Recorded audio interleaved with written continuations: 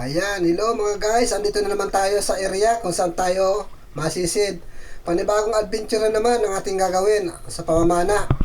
Ayan, dito yung dating bahuran natin na pinuntahan, uulitin natin, baka marami pa ditong dalagang bukid or solid. Habang ginagayak natin ang gamit at gumagayak na rin yung mga kasamahan natin sa pagsisid at yung kanyang mga flashlight. Oras po natin ay alas 7. Ito yung pagsisimula natin. Diretso lang alangoy natin at lilipat na lang tayo. On dive natin mga kadivers.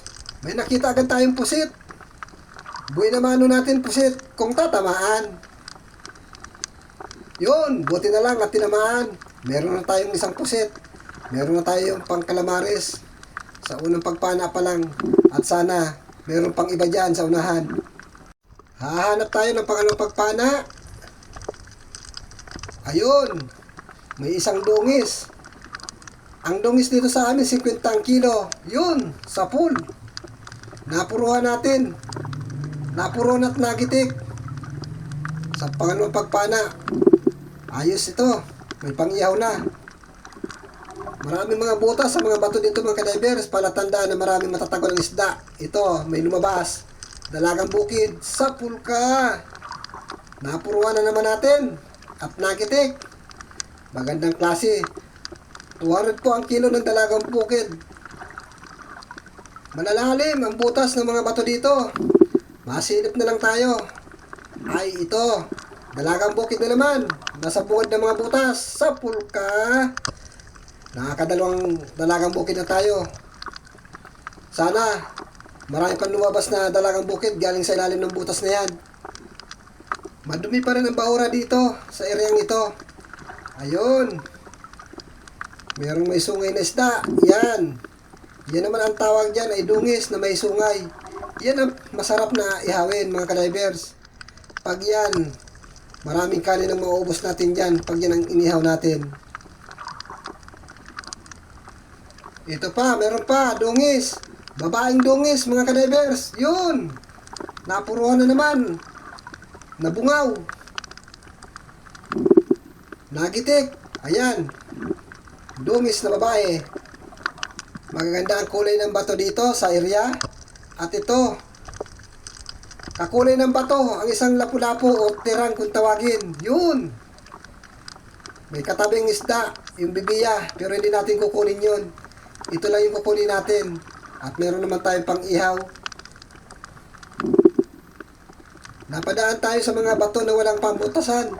Mga walang butas. Ito. Dungis na naman. Dungis na babae. Yun.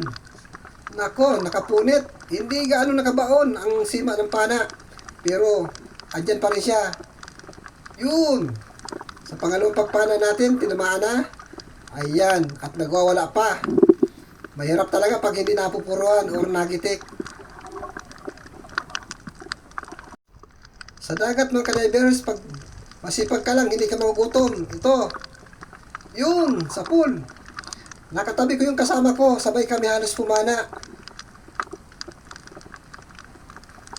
Nakisabay sa akin sa paglubog. Nasa na, ayun. Ayun yung kasama ko. Halos tig-isa kami ng dalagang bukid. Dito naman tayo mahanap.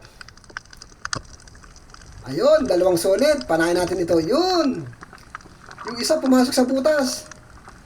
Malalim yung butas, kaya isa lang ang nakuha natin. Isang solid lang. Ayun, sa maral, nakadikit sa bato. Ang ganda ng posisyon niya. Kala mo magpapapicture. Sa pool ka ngayon. Ayan. Napuruhan natin ang samaral. Medyo maliit lang ito mga kadivers. Mga 2 guhit lang ito. Ang presyo niya ay nasa 160. Ayun, may solid. Nag-iisa lang. Ayan. Nakahuli na naman tayo ng solid. Mahilig yan sa mga butas.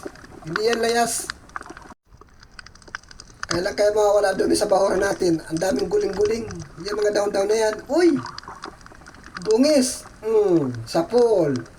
Biglang sumulpot. Ayan. Napakalakas ng isda. Pag hindi napupuruan, Kung nagitik man lamang sana, di hindi siya ganyan kalakas. Ito, may dalagang bukid sa malaking bato. Patago-tago ka pa dyan. Ayan, tinamaan. Sana hindi makabunot. Ayan mga kadivers. Kahit pa paano, maganda pa rin pagkapana natin sa kanya. At kung nakatalikod dyan sa atin, sigurado makakatanggal niya sa sima. Mapupunit lang yung kanyang balat. Dito may mga butas na yung mga bato. Baka mayroon pa ditong dalagang bukid. Ayun nga, mayroon dalagang bukid. Nasa ilalim ng butas. Yun, buti na lang tinamaan natin. At nabali yung kanyang tinik. Ayan, paralyze siya ngayon. Para siyang na-stroke. Hindi niya maigulapay ang kanyang katawan. Dito, parang may nakita ako dito kanina. Ayun! Siya yung nakita ko kanina. Dungis. Sa pulka. Ayun. Napuruhan na naman natin. Nagitik. Hanap ulit tayo ng mapapana. Ito, malaking unicorn. Mukhang mabait. Sapul. Sapul ang tinik. Bali ang tinik. Kaya hindi makagulapay ang katawan. Pag naalis ang dumi dito sa bahura, palagay ko maisda dito mga kadivers. Yun, dalagang bukid sa may unahan natin. Yun pa. Sige lang, maglabasan na kayo. Mga nasa bungad lang ito ng mga butas. Malalalim na butas, ang mga dalagang bukid. Nasaan na? Nasaan na ang mga dalagang bukid? Uy, dungis na lalaki. Ayan. Yan ang dungis na lalaki mga kadivers. Masarap din ihawin yan. Katulad din yan yung pinana ko kanina. Mahaba ang sungay. Napakalinaw ng tubig dito sa area na ito. Ito. Labahita good naman ito. Huwag ka nang umilag. Ayan. Sinusubukan kong gitikin o puruhin. Hindi ko magawa. Para siyang bigla na kukuripas ng takbo. Ayan, kaya kinalabit ko na yung pana. Buti na lamang at tinamaan. Dito sa butas na ito, andito yung solid. Sumuot pa sa lalim. Yun. Hamal na yan. Nadaplisan lang. Mayroong sugat. Kailangan mahuli natin ito. Mamamatay lang ito. Kailangan pilitin natin itong hulihin. Sayang nito. Yun. Nakuha rin natin. Dito naman tayo. Ayun, may lumabas sa solid at dalagang bukid. At may nakaharang pa. Yun, tinamaan. Pinana muna natin ito, ang dalagang bukid. Hamal na yan. Ayun, papunta doon sa kasama ko. Ay, buti na lang bumalik. Ayan. Papanain niya ng kasama ko pag nakita. Ayan mga kadivers, sumaho na tayo at inabutan na tayo ng agos.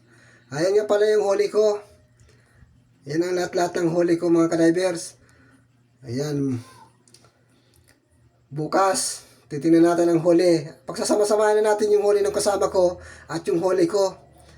Makikita natin. Makikita po ninyo kung gaano karami o kung kaunti o madami. Basta yan lang ang huli ko ngayon. Sa kasama ko hindi ko pa alam. Wala pa siya. Bukas papakita ko yung huli niya. Huli namin dalawa. Ayan, abang-abang lang bukas ng umaga at doon tayo sa patimbangan ng isda. Andito na yung huli namin ng kasama ko, nasa banyera, pinagsama na namin. Yung nasa huli na bangka, ito yung may-ari, itong tinitimbang na isda. Ito naman yung sa amin. Ayan, mamaya ipapataktak natin ito at makikita na natin ang huli namin dalawa. Yan, ito na mga kadivers, yung huli natin. At huli ng kasama ko, pinagsama na namin. Yan, ara-aramahan din yan. Sa amin dalawa na yan. Ayan.